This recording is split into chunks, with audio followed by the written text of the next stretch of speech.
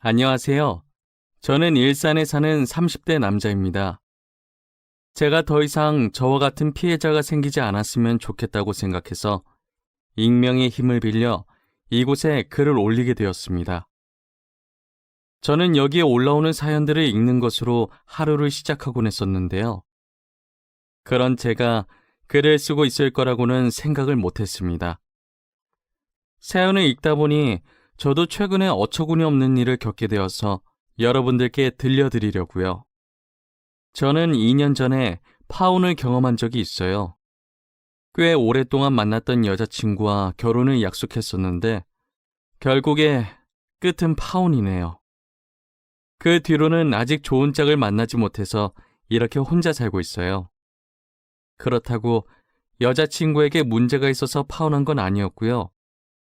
제가 먼저 파혼하자고 했지만 사실은 저희 집안 때문에 제가 파혼을 당한 거나 마찬가지였어요. 여자친구의 집안은 부모님 두 분 다 건강하게 살아계시고 아버님께서 사업을 하고 있어서 꽤나 잘 사는 편이었거든요. 반면 저는 그에 비해 홀아버지 밑에서 자랐고 지극히 평범한 월급쟁이 집안이었어요. 그래도 저는 아버지나 빚은 없어서 나름 괜찮다고 생각했었어요. 처음 여자친구 집에 인사를 드리러 갔을 때 예비장인께서는 딸이 좋다고 하니 저에 대해 아무 생각이 없어 보이셨어요. 하지만 예비 장모께서는 여자친구에 비해 많이 기우는 저희 집안 때문에 저를 사위로 썩 내켜하시진 않으셨어요. 그래, 자네 아버지가 비서 일을 하신다고? 뭘 다르게 하시는 일은 없으시고 사업엔 관심이 전혀 없으신 건가? 네, 저희 아버지께서는 사업에 관심이 없으세요. 지금 생활도 만족해 하시면서 살고 계세요. 저도 안정적으로 월급 받으면서 사는 게 좋다고 생각하는 편이고요. 남자는 자고로 욕심이 있어야 하는데 이렇게 욕심이 없어서야 원. 그럼 아버지께서는 쭉 남의 시중 들면서 비서일만 하신 건가? 아, 네. 시중이라는 표현은 좀 그렇지만 어떻게 보면 그런 셈이죠. 성인 되신 후부터 지금까지 쭉 한 분만 모시고 계세요. 너무 대놓고 저희 아버지 직업을 무시하는 태도에 저도 기분이 좋지 않았어요. 하지만 예비 장모께서는 제 기분은 아랑곳하지 않고 계속 무시하시더라고요. 그래도 저는 어른들 앞이니까 나름대로 티를 안 내려고 정말 노력 많이 했어요. 모든 수모를 다 받아도 견딜 수 있을 만큼 여자친구를 많이 좋아하기도 했고요. 저는 예비 장모께서 제게 마음을 여시길 기다리고 있었습니다. 그런데 어쩐 일인지 예비 장모께서 먼저 저보고 만나자고 연락을 주신 거예요. 드디어 예비 장모께서 마음을 여신 건가 하는 부푼 마음에 여자친구 집을 다시 찾았어요. 너무 떨려서 배를 누르기 전에 심호흡을 몇 번 했는지 모르겠어요. 하지만 이런 저를 무색하게 만드는 흰 봉투가 제 눈앞에 떨어졌어요. 예비 장모께서는 제가 자리에 앉자마자 제 쪽으로 흰 봉투를 던지시더라고요. 진짜 드라마에서만 보던 돈 봉투를 실제로 받아보게 될 줄은 몰랐어요. 잘 산다고 하더니 정말 잘 사는 집안이었는지 봉투가 두둑했어요. 그리고는 예비 장모께서 섭섭치 않게 넣었으니까 자기 딸과 헤어져 달라고 하시더라고요. 여자친구한테는 자신을 만났다는 말을 하지 말라고 당부하시면서요. 어쩜 드라마랑 이렇게 똑같은지 순간 전원 버튼이 어디 있는지 찾을 뻔했다니까요. 저는 돈 필요 없다고 말하면서 봉투를 그대로 두고 여자친구 집에서 나왔습니다. 이별은 원래 만나서 해야 하는데 만날 기분이 전혀 나지 않아서 집 가는 길에 전화로 여자친구한테 이별을 통보했어요. 주연아, 우리 오늘 만나기로 했었잖아. 미안한데 일이 생겨서 못 만날 것 같아. 그리고 이것도 만나서 얘기하려고 했는데 도저히 만날 기분이 아니라서. 우리 이제 그만하자. 그만하자니? 오빠, 갑자기 그게 무슨 말이야? 헤어지자는 말 아니지? 우리가 왜 헤어져야 하는데 도대체 왜 그러는 건데? 나 방금 너네 어머니 만났어. 나한테 돈 봉투 던지면서 너랑 그만 만나라고 하더라. 나 어머님이 우리 아버지 무시하는 것도 너 때문에 다 참고 있었는데 이건 정말 아닌 것 같다. 우리 엄마를 만났다고? 돈 봉투는 또 무슨 말이야? 오빠, 내가 엄마한테 잘 말할게. 내가 설득할 수 있어. 그러니까 헤어지자고만 하지 마, 응? 내가 잘못했어. 내가 엄마 대신 사과할게. 너가 잘못한 게 아닌데 왜 너가 사과해? 사과할 사람은 따로 있지. 난 더 이상 이렇게는 못 살 것 같아. 미안해. 끊을게.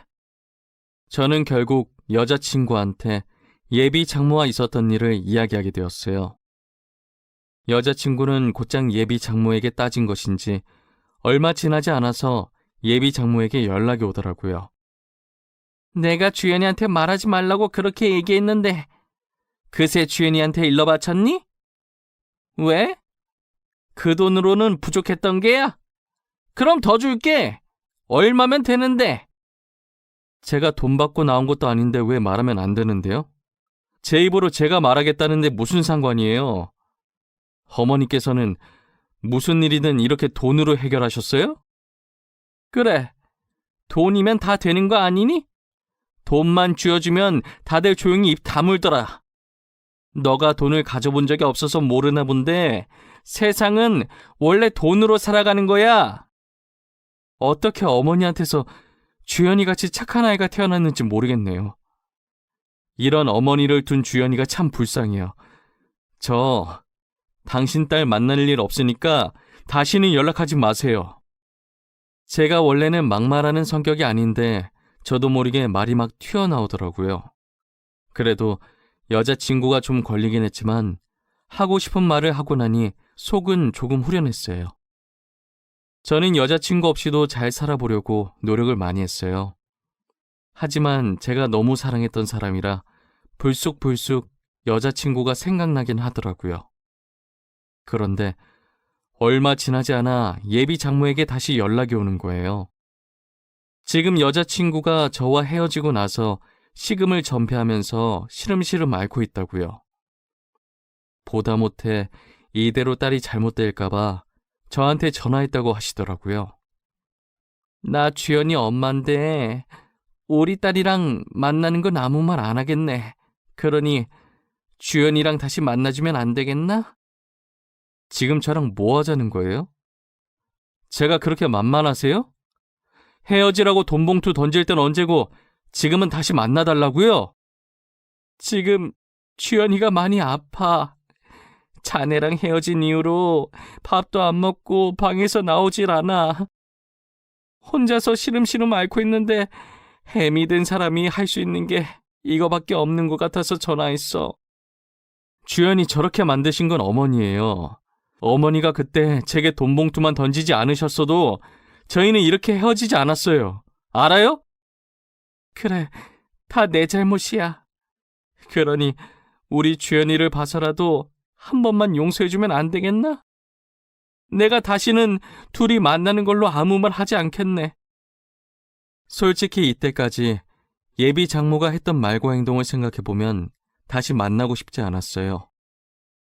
예비 장모와 전화를 마치고 정말 오랫동안 고민을 많이 했어요.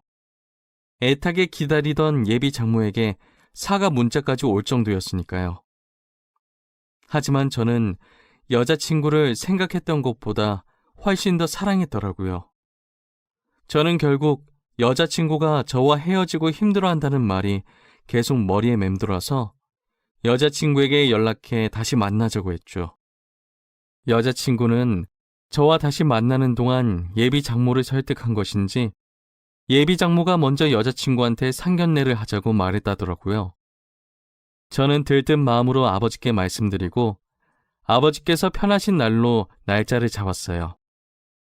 아버지는 상견례 가서 기 죽으면 안 된다면서 백화점에 가자고 하시더라고요. 그러더니 남성 코너에서 정장 2벌을 들고 저를 부르고 계셨어요. 아버지, 2벌이나 사시게요? 어차피 상견례 한 번만 하는 건데 1벌이면 되지 않을까요? 아니면 저보고 둘 중에 하나 골라달라는 말씀이세요? 아니, 하나는 네 옷이야. 너도 새 걸로 1벌 내가 맞춰주려고. 이건 아빠가 우리 아들한테 주는 축하 선물인데? 아버지, 전 괜찮아요. 회사 다니면서 정장 입으니까 종류별로 되게 많아요. 그러니까 괜히 엄한 데 돈 쓰지 마세요. 아이 참, 내가 주는 선물이라니까 그러네.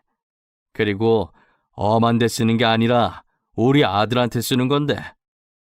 아들이 이거 안 받아주면 나 진짜 서운할 것 같아. 우리 이렇게 맞춰서 상견날에 입고 가자. 어찌 된 게 저보다 아버지가 더 들뜬 것 같았어요. 그래도 아버지 기분이 좋아 보이시는 것 같아 저도 덩달아 기분이 좋아졌어요. 이때까지 예비 장모와 있었던 안 좋은 일들은 다 잊고 새 출발할 수 있을 것만 같았어요. 하지만 이런 기대도 한순간에 짓밟아버린 사람이 있었어요. 바로 문제의 예비 장모입니다. 상견례 날 예비 장모는 약속 장소에 들어온 순간부터 표정은 좋지가 않았어요. 상견례 내내 어딘가 불만 가득한 표정으로 일관하셨죠. 그러면서 저희 아버지께 형편이 넉넉한 자기들이 집을 해올 테니 저희는 자기가 보내주는 리스트 보면서 혼수를 해오라고 하시는 거예요. 그쪽 집안 사정을 생각해서 형편이 넉넉한 저희가 애들 신혼집을 해드릴게요. 그쪽에서는 저희가 보내주는 리스트들 보면서 혼수를 해오시면 될 것 같네요. 아닙니다, 어머님. 제가 모아둔 돈이 있어서 괜찮습니다. 집은 저희 쪽에서 해오겠습니다. 혼수도 어차피 둘이서 할 거라 간단하게만 하면 될 것 같습니다. 뭐야? 꼴에 자존심은 있는 거야? 그렇게 무리하지 않아도 돼. 우리가 알아서 다 해줄게. 그리고 혼수도 자네 형편 생각해서 비싼 건 내가 미리 다 뺐어. 장모님, 계속 저희 집안 형편 들먹이시는데 저희 거지 아닙니다. 월급쟁이라고 무시하시는데 저희 빚도 없고요. 오히려 월급 받으면서 모아둔 돈도 집 사고 남을 정도로 있습니다. 그럼 뭐해? 남의 일 뒤지다꺼리 하면서 받은 코 묻은 푼돈일 텐데. 괜히 자존심 부릴 거 없다니까. 자존심이 밥 먹여주니? 저와 예비 장모가 하는 말을 들은 아버지의 표정이 살짝 좋지 않았습니다. 예비 장모는 아버지의 표정이 변한 것이 오히려 재밌었나 봐요. 제 자존심 들먹이면서 저를 더 자극하려고 들더라고요.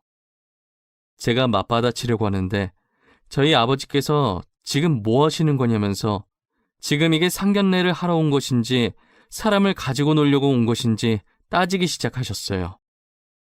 결국 상견례 분위기는 살아놓은 판이었고 저는 아버지를 데리고 그 자리에서 나왔어요. 여자친구는 저를 붙잡았지만 저는 뒤도 돌아보지 않고 여자친구 손을 뿌리쳤어요. 그리고 여자친구한테 도저히 이건 아닌 것 같다며 결혼은 없던 일로 하자고, 어쩌면 우리 관계도 이대로 계속 만나도 되는 것인지 다시 생각해봐야 할 것 같다고 했어요. 저는 아버지께 너무 죄송해서 집에 가는 내내 아무 말도 할 수 없었어요. 그렇다고 아버지도 딱히 제게 말을 걸지 않으셨고요. 차 안 공기는 히터를 아무리 세게 틀어도 냉동 창고 마냥 차가웠어요. 집에 도착한 뒤 한참 말이 없던 아버지께서 제게 입을 열었습니다. 준우야, 결혼은 둘이 좋아서 오로지 둘만 보고 하는 거라 내가 뭐라곤 하진 않겠지만 예비 장모를 보니 결혼하고 나서 너가 너무 시달릴 것 같아서 걱정이구나. 저도 오늘 겪어보니 결혼은 아닌 것 같아요. 이미 여자친구한테는 파혼하겠다고 말해놨어요. 괜히 저 때문에 이런 수모를 겪은 것 같아서 죄송해요. 네가 죄송할 게 뭐가 있어? 네 잘못도 아닌데. 오히려 내가 너한테 미안하지. 부유한 가정에서 태어났어야 했는데 내가 정말 미안하구나. 그게 무슨 말씀이세요? 전 아버지 아들인 게 정말 자랑스러워요. 그러니까 그런 생각 다시는 하지 마세요. 아셨죠? 제가 파혼한 후에도 아버지는 하시던 비서일을 꾸준히 계속하셨어요. 그런데 아버지께서 모시던 회장님이 이제 나이가 많으셔서 그런지 체력이 예전 같지 않아서 회사를 누군가에게 물려줘야 하는 상황이었나 봐요. 하지만 회장님은 평생을 자식 없이 아내분과 단둘이 살았어서 물려줄 자손이 없었어요. 회장님께서는 회사를 믿고 맡길 수 있는 사람이 아버지밖에 없다면서 아버지께 자신의 뒤를 이어주면 안 되겠냐는 제안을 하셨다고 하더라고요. 아버지는 그 제안을 아직 받아들이지 못하고 제게 고민 상담을 하시더라고요. 아버지, 그 회사는 아버지 인생의 절반을 바친 회사 아니에요? 회장님 옆에 있으면서 보고 배운 아버지가 회사를 제일 잘할 거 아니에요? 그렇긴 하지. 내가 회장님 옆에서 보필한 지가 무려 30년이 넘었으니까. 거의 첫 설립 때부터 내가 늘 회장님과 함께 했었지. 그러니까요. 회장님만큼이나 회사를 잘하는 직원은 아버지밖에 안 계실 거예요. 그러니 회장님도 아버지께 믿고 회사를 맡기시려는 게 아니겠어요? 천천히 잘 생각해 보세요. 저는 아버지께 너무 성급하게 받지도 거절하지도 말라고 당부드렸어요. 충분히 생각을 하신 후에 결정하셔도 늦지 않다고 말이에요. 아버지는 오랜 고민 끝에 회장님의 제안을 받아들이기로 하셨어요. 그렇게 회장님이 되신 아버지는 거만해지지도 않고 오히려 예전보다 더 검소하게 사셨어요. 직원들 복지도 챙길 수 있는 건 아낌없이 다 챙겨주면서 퇴사율 0%를 기록하셨죠. 아버지께서 회사를 받으신 후로 더 승승장구했습니다. 가끔 전 회장님께서 놀러 오시면 흡족해하면서 역시 자신이 사람을 잘 봤다며 칭찬해 주시곤 하셨어요. 그러다 아버지는 회사에서 예상치 못한 사람을 발견하게 되었어요. 그건 바로 저의 전 예비 장인이었는데요. 로비에서 시끄러운 소리가 들리는 것 같아서 아버지께서 가던 길을 멈추고 고개를 돌리셨대요. 그런데 예비 장인이 로비에서 회장님 좀 만나게 해달라면서 애원하고 있었다고 하더라고요. 그래서 아버지께서 무슨 일인가 싶어서 그쪽으로 다가가셨대요. 도대체 무슨 일이시길래 여기서 이렇게 시끄럽게 소란을 피웁니까? 하실 말씀이 뭔지 저한테 한번 말해보시겠어요? 당신... 혹시 회장님 어디 계신지 아십니까? 이게 비서한테 할 말은 아니고 급히 중요하게 회장님께 직접 해야 할 말이 있어서 그럽니다. 네, 급히 중요하게 저한테 말씀하세요. 제가 바로 이 회사 회장 되는 사람입니다. 그래서 할 말이 무엇인가요? 저도 바빠서 얼른 들어가 봐야 하는데. 당신이 회장이라고요? 거짓말 치지 마세요. 빚을 하는 것 뻔히 아는데 어떻게 당신이 이 회사 회장이란 말이에요? 이분이 저희 회사 회장님 맞으십니다. 제가 여기 계신 회장님 비서고요. 혹시 자리가 불편하시면 위층 회장실로 안내해드리겠습니다. 그러면 다름이 아니라 저희 회사 투자권으로 계약한 게 있었는데 이번에 계약이 만료되면서 재계약이 불발됐습니다. 그래서 제가 직접 회장님을 만나 뵙고자 이렇게 찾아오게 되었습니다. 그래요. 저는 처음 듣는 일인데. 일단 알겠습니다. 서류 잘 검토해 보도록 하지요. 그럼 사장님께서는 이만 돌아가 주시면 감사하겠네요. 예비 장인은 제 차 잘 봐달라면서 인사하고 돌아가셨다고 하더라고요. 아버지께서는 모든 일을 혼자 결정하지 않으셨던 분이시라 이번에도 제게 의논을 하시더라고요. 아들아, 내가 어떻게 해야 하는 걸까? 지난 날은 다 잊고 재계약을 해줘야 하는 것일까? 아니면 그냥 이대로 모른 척 해야 하는 걸까? 아버지, 절대 재계약해주지 마세요. 어차피 두 번 다시 볼 사람들 아니에요. 뭘 망설이세요? 그냥 아무것도 해주지 마세요. 하지만 내가 투자를 해주지 않는다면 그 회사는 망하게 될 것이야. 우리 회사가 제법 많이 투자를 해주고 있었더라고. 이제껏 저희한테 했던 말과 행동들 기억 안 나세요? 그 집안에 당한 것들 벌써 잊으신 거냐고요. 저는 절대 반대예요. 아버지는 저의 완강한 반대에도 생계가 달려있다 보니 많이 망설이는 눈치셨어요. 저는 결국 아버지께 며칠만 더 고민해보라고 말하고 방으로 들어갔어요. 하지만 예비 장인에게 들은 것인지 그걸 못 참고 다음날 예비 장모가 아버지를 찾아왔다고 하더라고요. 그러더니 사람들이 보든 말든 무릎부터 꿇고 사정하기 시작했다고 해요. 사돈, 우리 사돈 될 뻔한 사이잖아요. 그러니까 저희 한 번만 도와주세요. 네? 이번에 계약 못하면 저희 회사 진짜 망해요. 직원들 월급도 줘야 하는데 제발 살려주세요. 일단 제가 서류 잘 검토해 보도록 하겠습니다. 그러니 이만 돌아가세요. 지금 사람들 다 보고 있습니다. 사돈께서 약속하시기 전까진 전 한 발자국도 못 갑니다. 사돈도 힘들게 살아와서 아실 것 아닙니까? 지금 누구보다 저의 심정 아실 것 아니에요. 죄송하지만 전 힘들게 살아온 적이 없습니다. 누가 보면 저희가 가난뱅이였는 줄 알겠어요. 단지 월급쟁이라서 힘들게 살았을 거라고 생각하십니까? 지금 힘들어 보이시는 건 그쪽인 것 같네요.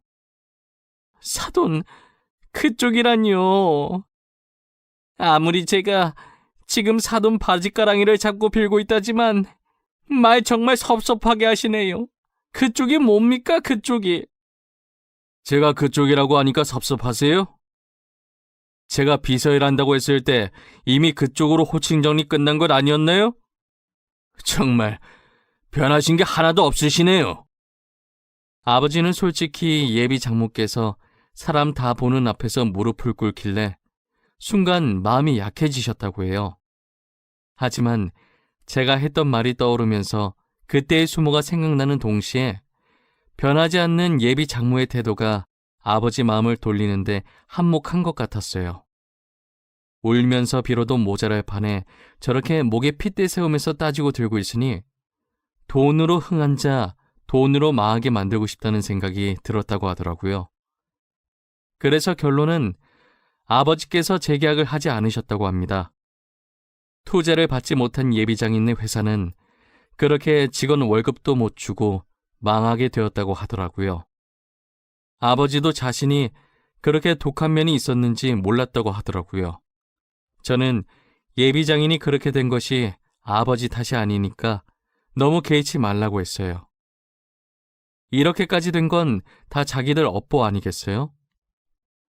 뿌린 대로 거둔다는 말이 있잖아요. 예비 장인 장모가 뿌린 씨가 딱 그 정도라는 거예요. 인생이 어떻게 흘러갈지는 한 치 앞도 알 수 없는 거예요. 저희 아버지처럼 한순간에 대박이 날 수도 있는 것이고 예비 장인 장모처럼 한순간에 쪽박을 찰 수도 있는 것이죠. 여러분들은 남을 무시하지 말고 서로의 가치를 인정해 주셨으면 좋겠어요. 그렇다면 언젠간 기적이라는 것이 일어날 수도 있답니다. 지금까지 저의 이야기를 들어주셔서 감사해요. 추운 겨울 따뜻하게 보내시고 이 시국 같이 이겨내 봅시다. 늘 행복하세요.